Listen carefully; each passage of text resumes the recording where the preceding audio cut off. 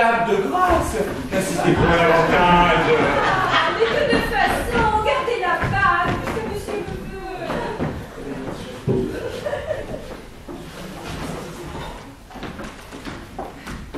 Pour ne point vous mettre en colère, je la garde maintenant. Je prendrai un autre temps pour la rendre.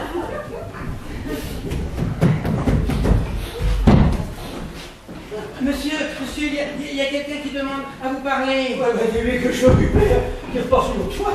Ah oui, mais qui vous apporte de l'argent, hein.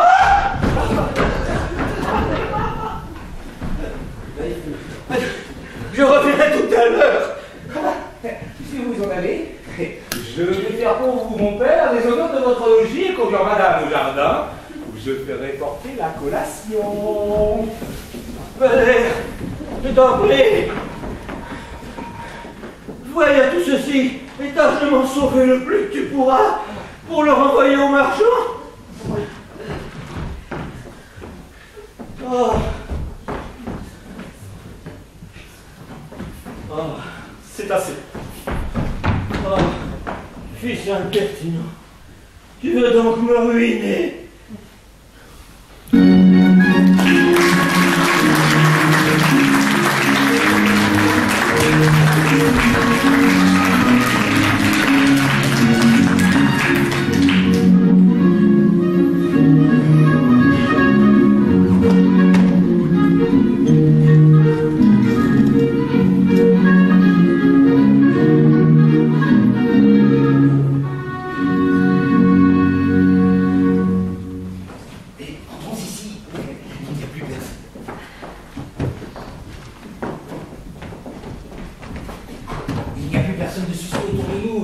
Et nous pouvons parler librement.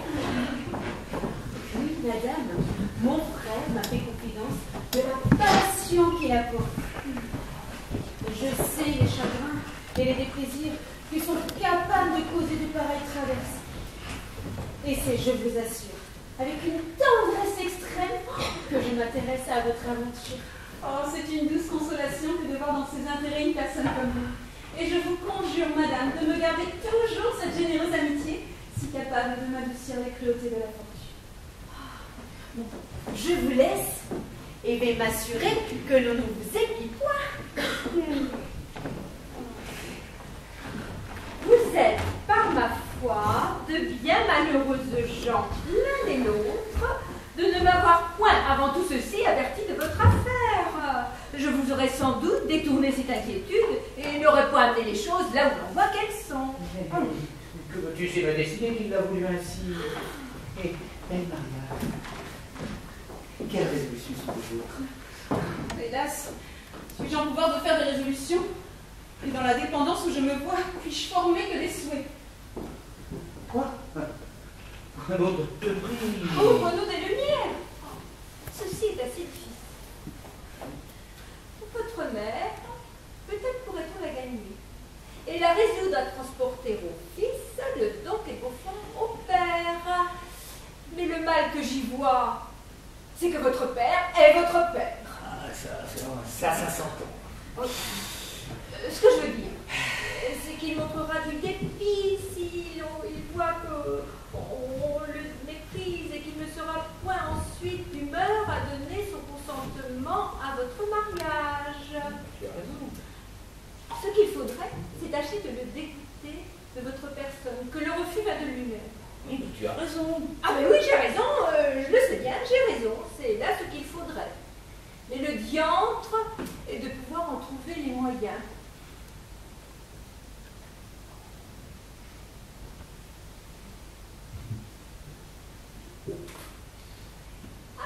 Attendez.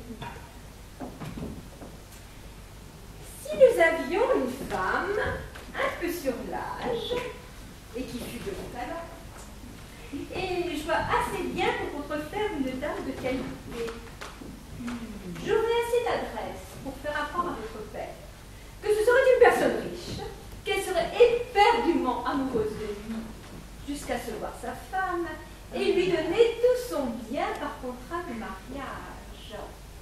Et je ne doute point qu'il ne soit sensible à la proposition, car il vous aime fort, je le sais. Mais un peu plus l'argent. Et quand il de cela, il aura enfin consenti à ce qu'il touche, peu importe ensuite qu'il se désabusa en venant à vouloir voir clair aux effets de notre marquise. Tout cela est fort bien pensé. Et attendez, je viens de me ressentir d'une de mes amies qui sera notre fête. Oh, sans assurer Francine de toute la reconnaissance, si tu viens au bout de la chose. Quant à vous, charmante Marianne, commençons par gagner votre mère. Et c'est déjà beaucoup faire que de rompre ce mariage. Et servez-vous de tout le pouvoir que vous donne sur elle cette amitié qu'elle a pour vous. Et n'oubliez rien, je vous prie, de ces douces paroles, de ces tendres prières et de ces caresses touchantes à qui je suis persuadée qu'on ne saurait rien refuser. J'ai pleuré tout ce qu'elle a pu et n'oublierai aucune chose. Baisse la main, sa prétendue belle-mère et sa prétendue belle-mère ne s'en défendent pas encore. Y aurait-il quelque mystère là-dessous? Voilà mon père.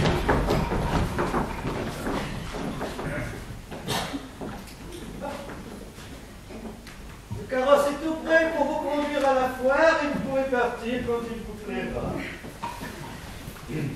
Eh bien, puisque vous n'y allez pas, je m'en vais les y conduire. Non, non, non, non, non, non, non. Demeurez. Elles iront bien toutes seules. J'ai besoin de vous. Alors, hors ça. Intérêt des belles-mères, mis à part. Hein? Que te semble à toi de cette personne?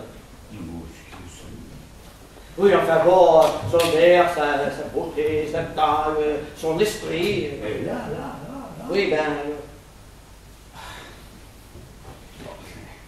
À vous parler franchement, mon père, je ne l'ai pas trouvé ici ce que je l'avais cru. Ah bon. Oui, son air est de franche coquette, sa taille assez gauche, sa beauté très médiocre, mais son esprit n'est plus commun. Enfin, ne croyez pas que je dis cela, mon père, pour vous en dégoûter, car belle-mère, pour belle-mère, j'aime autant celle-là qu'une autre. Oui, parce que quand même, tantôt tu lui disais, hein. Non, mais je lui ai dit quelques douceurs en votre nom, mais c'était pour vous plaire. Alors si bien que donc tu n'aurais pas d'inclination pour elle. Non, point du tout. Mais vois-tu, ça me fâche. Parce que j'ai fait en la voyant quelques réflexions sur mon âge. Et j'avais songé qu'on pourrait pouvoir redire à me voir marié avec une personne si jeune et cette considération m'en faisait quitter le dessin. Oui, et donc j'avais fait demander, je vais te les engager de parole. Alors, bon, ben j'ai pensé te la donner. Donc à moi, enfin sans la version que tu lui dis moi. À moi? Ben oui, à toi.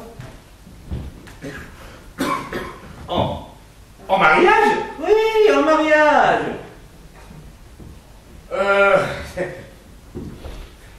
Il est vrai qu'elle n'est pas forte à mon goût, mais pour vous faire plaisir, je me résoudrai à l'épouser si vous voulez. Je suis bien plus raisonnable que tu ne penses et je ne veux pas aller contre tes inclinations. Pardonnez-moi, mon père, mais je ferai cet effort pour l'amour de vous. Un mariage ne saurait être heureux là où l'inclination n'est point. Mais c'est peut-être une chose qui viendra ensuite, et l'on dit que l'amour est souvent le fruit du mariage. Non. Ouh, là, du côté de l'homme, il ne faut rien risquer. Et ce sont des suites fâcheuses où je ne me commettrai pas. Bon, voilà, alors enfin, si tu avais éprouvé quelque inclination pour elle, à la bonne heure, je l'aurais fait épouser. Oui. Ben, mais cela n'étant pas, ben, j'en reviendrai à mon premier dessin, et puis je l'épouserai moi-même.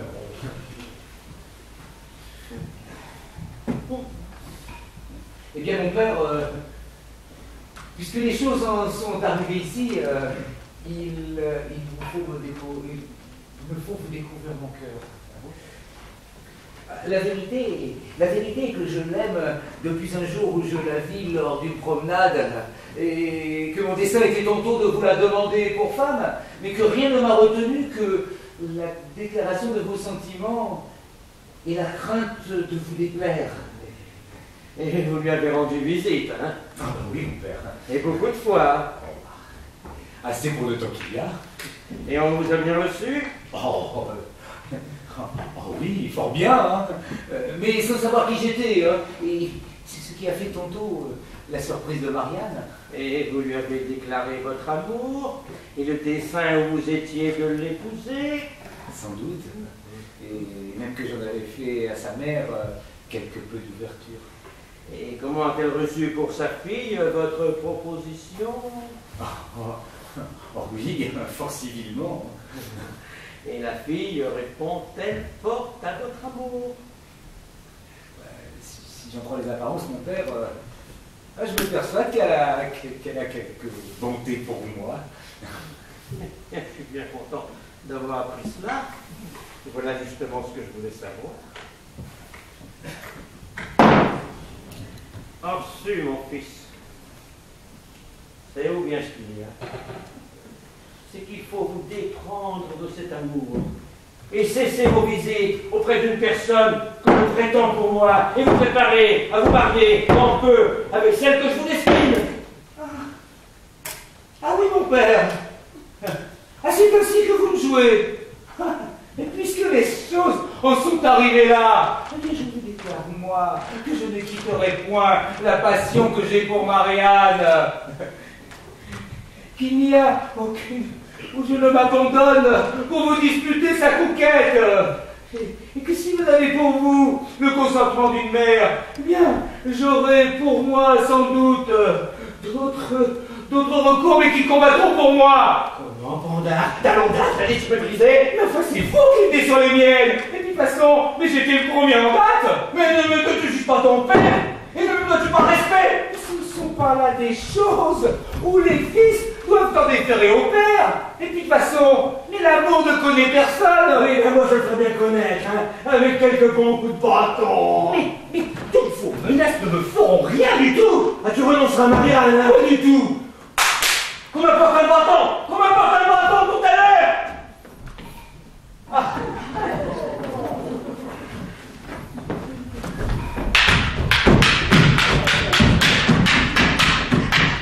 Messieurs, mais quel souci, à quoi songez-vous? Monsieur, là, doucement! Monsieur de grâce! je ne démordrai point. À votre père? Monsieur, à votre fils? Mais laisse-moi faire. Pas encore pour moi!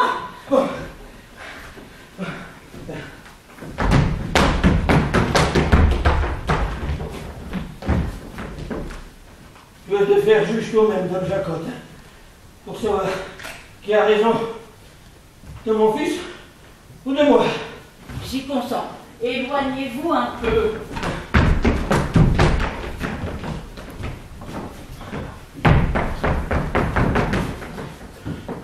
J'aime une fille que je veux épouser. Et le Pandard a l'audace de l'aimer en même temps que moi, vous y prétendre malgré mes ordres. Hein? Il a tort. Ah oui, n'est-ce pas une chose abominable qu'un fils qui veut entrer en concurrence avec son père, hein, et ne devrait-il pas, par respect, s'abstenir de toucher à mes inclinations, enfin. Vous avez raison. Laissez-moi lui parler et demeurez là. Demeurez là. Eh bien oui, puisqu'il veut te choisir pour juge, je n'y recule point, et n'importe qui que ce soit. Et je veux vient d'un Jacob me rapporter à toi de notre différend. C'est bien de l'honneur que vous le faites. Je suis épris d'une jeune personne qui répond à mes vœux et reçoit tendrement les offres de la foi. Et mon père s'en vient troubler notre amour par le demande qu'il en fait faire. Ah, assurément, il a tort. N'a-t-il point honte à son âge de songer à se marier? Et lui-ci est-il bien est encore amoureux? Il ne devrait-il pas laisser ses occupations à des jeunes gens? Assurément. Laissez-moi lui parler.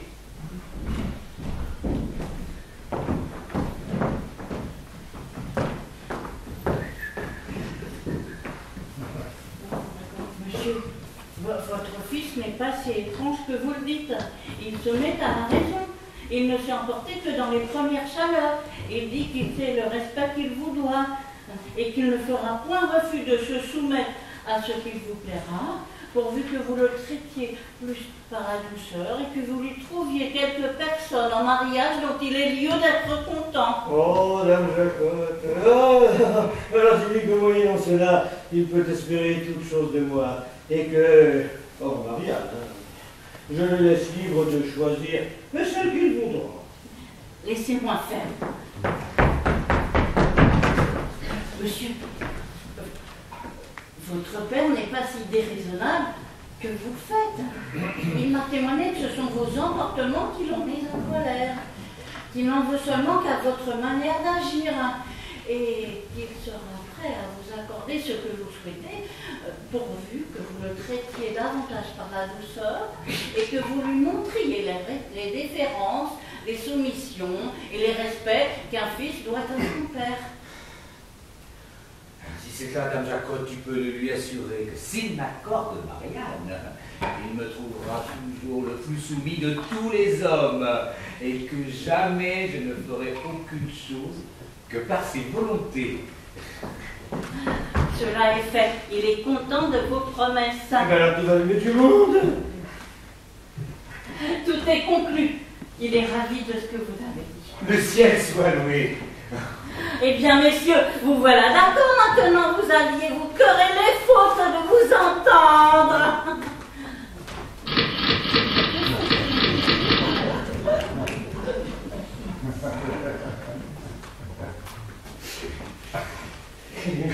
Dame Jacotte, je te serai obligé toute ma vie. Il n'y a pas de quoi, monsieur. Dame Jacotte, attends, ah, tu sais, tu m'as vraiment rendu service. Alors ça mérite une récompense.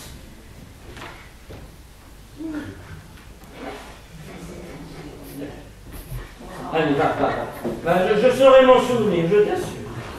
Je vous baise les mains. Je vous demande pardon, mon père, de toutes les extravagances que j'ai laissé paraître. Oh, ça m'est rien. Mais je vous assure que j'en ai tous les regrets du monde. Eh bien, moi, j'ai toutes les joies du monde, ne te pas raisonnable. Oh, quelle bonté à vous, mon père, d'oublier si vite ma faute. Mais on ne peut seulement les fautes des enfants lorsqu'ils rentrent dans le devoir. Oh, ne gardez aucun ressentiment de toutes mes extravagances. C'est une chose où tu m'obliges par le respect ou la soumission, où tu te rends. Oh, mais je vous promets de garder jusqu'aux tambours dans mon cœur le souvenir de vos bontés. Et moi, je te promets qu'il n'y a aucune chose que tu n'obtiennes de moi. Oh, mon père, je ne vous demande rien. Et c'est m'avoir assez donné que de me donner Marianne.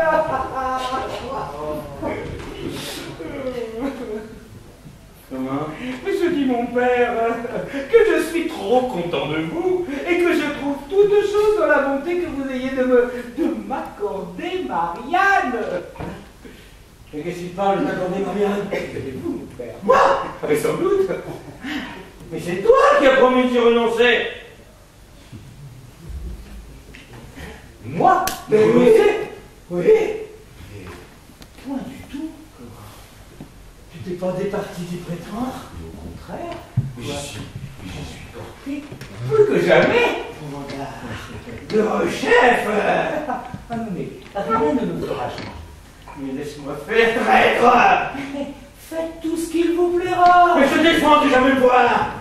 À la bonne heure. Je t'abandonne. Abandonné. Je te renonce pour mon fils. Soit. Je te déshérite. Faites tout ce que vous voulez. Et je te donne la malédiction. Non. Je n'ai que faire de vous. Non.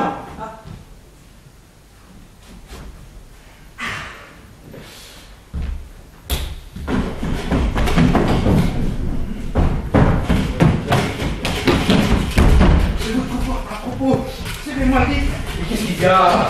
Suivez-moi, vous dites. Comment? On sent bien. Voici notre affaire. Quoi? Mais j'ai signé ceci tout le jour. Qu'est-ce que c'est? Trésor de votre père que j'ai attrapé. Comment as-tu fait? Vous saurez tout, mais sauvons-nous vite.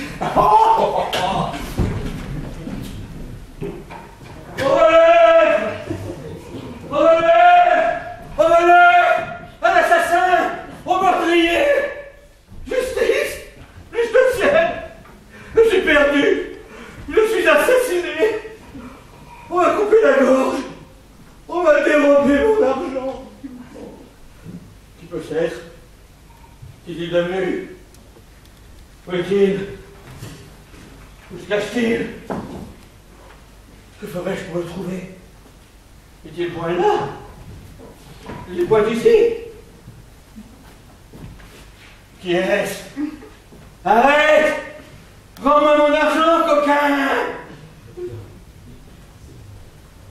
Oh, c'est moi. Mon esprit est troublé.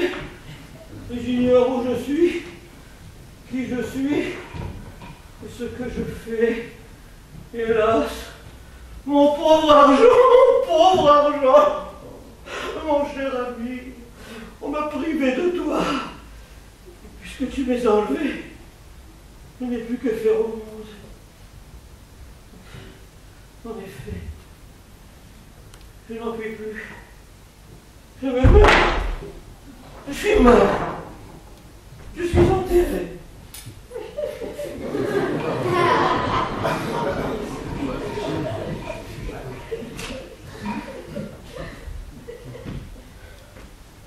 Y a-t-il personne qui veuille me ressusciter en me rendant mon cher argent ou en apprenant qu'il l'a pris? Que dites-vous? Ce n'est personne. Il faut qui que ce soit qui ait fait le coup, qu'avec beaucoup de soin, on était pieds-leurs. Et l'on a choisi justement le temps où je parlais à mon traître de fils. Sortons! Je veux acquérir la justice et faire donner la question à toute ma maison, à servante, à valet, à fils, à fille, et à moi aussi. Peu de gens assemblés. Je ne jette mes regards sur personne qui ne me donne des soupçons. Et tout me semble mon voleur. De quoi est-ce qu'on parle là? De celui qui m'a dérobé? Quel bruit fait-on là-haut? Est-ce mon voleur qui y est? De grâce, si l'on sait des nouvelles de mon voleur, je supplie que l'on m'en dise. N'est-il point caché là, parmi vous? Je me regarde tous et se mettent à rire. Vous verrez qu'ils ont part sans doute au vol que l'on m'a fait. Allons, vite! Des juges, des archers,